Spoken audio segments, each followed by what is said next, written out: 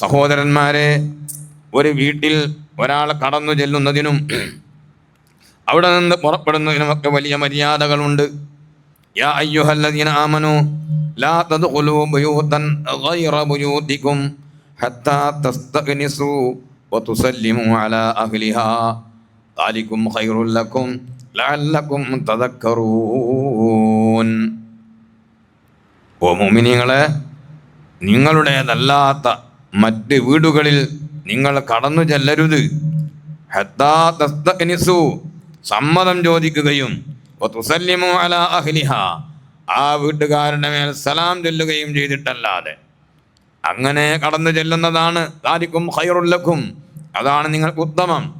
നിങ്ങളോട് ഇതെല്ലാം പറഞ്ഞു തരുന്നത് ലഅല്ലകും തദക്കറൂൻ, നിങ്ങൾ ഉൾക്കൊള്ളാനും ചിന്തിക്കാനും വേണ്ടിയാണ്. ഏതൊരു വീട്ടിലായാലും ആ വീട്ടിൽ നമ്മൾ പോയാൽ അവിടെ അവർക്ക് ബുദ്ധിമുട്ടുണ്ടാകുന്ന വിധത്തിൽ അവിടെ ഇരിക്കാൻ പാടില്ല.